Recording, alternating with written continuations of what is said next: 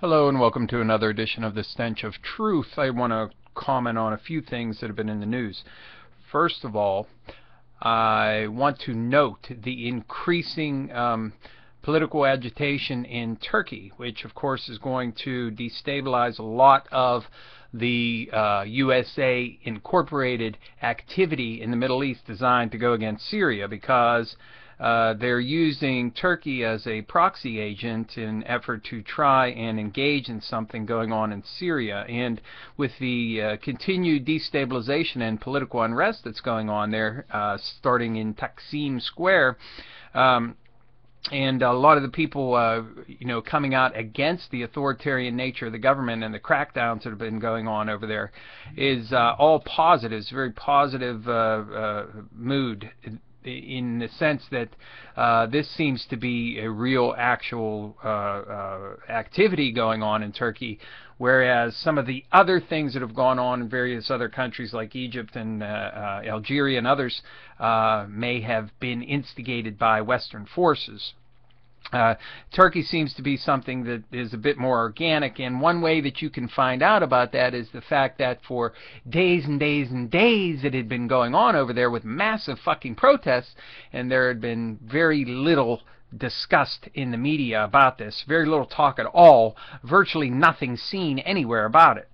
But now, of course, it's grown into such a massive thing that even the Western media, even the fuckhead assholes in the Western media, let's be blunt about it, because that's what we have. We have a bunch of pocketed fucking corporate shills and guys that read the talking points memo that has been given to them by the government, and that's what they consider news. So this is a very a good thing, I think, in the long run, because it shows that if in fact this is correct and I'm reading it right, it shows that there is impetus, there is momentum to go against the authoritarian governments in various places around the world, where people have a say and they want to be heard, and they're tired of being crushed under the yoke of austerity or whatever it else is that these people are encountering. So hooray to the Turkish citizens for coming out in force and for staying so long and for pushing this issue, and hopefully they'll achieve some results. And by this, of course, it's going to benefit us here as well, because we may be able to avoid some kind of fucking war with Syria that John McCain seems to want to, get involved in, just, rubbing his hands together with glee, waiting to go to war in Syria. He can't even wait. He has to go and sneak into the fucking country. Sneak into a foreign sovereign country and talk to people who want to overthrow its government. How the fuck does that even happen in the real world? Okay, so I think Turkey is potentially a very good thing, and it could destabilize the entire, Western NATO plan, whatever you want to call it, for going after Syria.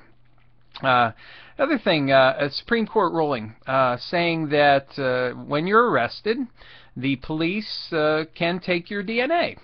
And you don't have to be guilty of any crime.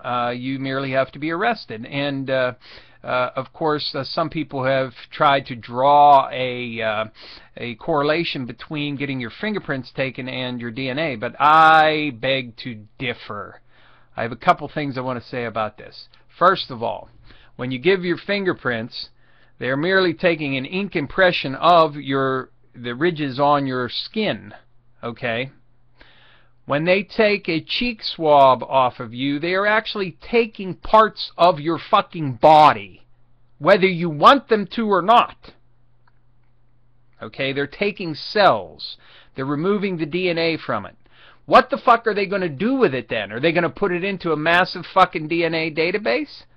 So let's say you get arrested and you're never convicted of any crime. Does that DNA that was put into that fucking database, is the law enforcement agency, what a farce, is it required to destroy that fucking record now? Because you shouldn't be in the system at all? Because you were wrongly arrested? Where are the safeguards going to be? Because then, of course, this is all going to, steamroll as it goes to where you're going to have to give DNA for everything. You're going to have to give DNA for, for insurance purposes. They're going to have to see whether you have a gene that gives you higher risk for this or that or this. This is all a very slippery slope of garbage. And we can't even fucking blame Scalia for this because he wrote the dissenting opinion in a 5-4 decision on this issue. This is a horrible fucking decision. Horrible. Horrible, horrible. And for all of those who still want to say, if you have nothing to hide, you have nothing to worry about, fuck you! Fuck you, you fucking fuck! Because people get arrested every fucking day wrongly. Okay? And just because I'm not doing anything wrong doesn't mean I want my privacy. I want my fucking rights. God damn it. And if you can't understand that, then what the fuck are you even listening to me for?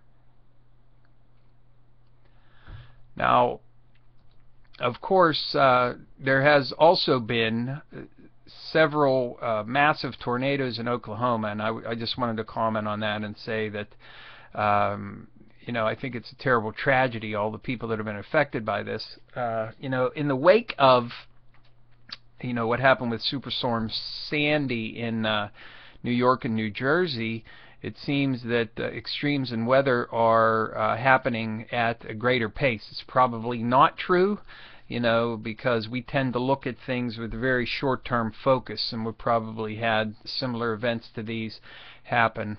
But the last tornado that hit in Oklahoma was the widest one ever recorded, apparently, being over 2.5 miles wide. Now that is a fucking storm. Jesus Christ.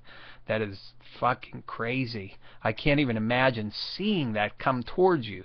It's got to be the most devastating thing that you could possibly imagine. Unbelievable. But my thoughts are with all those who've been affected by that. Now, I see even libertarians, people who call themselves libertarians, seemingly having no problem with this giving your DNA when you're arrested deal. And I can't even understand it because these people apparently are so fucked up in the head with their twisted fucking Ayn Rand bullshit that they can't even fucking understand, the idea of personal privacy. Of course, radical right-wing fucking police state motherfucking fascists will probably think this is the greatest thing since sliced bread because they'll be able to put you in a database and see if you match up to anything down the road somewhere. Well, you know what? If I'm arrested wrongly and they take my DNA against my fucking will and I am exonerated, I am found not to have anything to do with the crime, I certainly want my actual DNA fucking destroyed, and I want the record fucking destroyed in every place it fucking exists so that there is no record of it anywhere. But you can bloody well guarantee that they're not going to have any kind of safeguards put into this because, hey, we just got a new toy. We're going to fucking do it.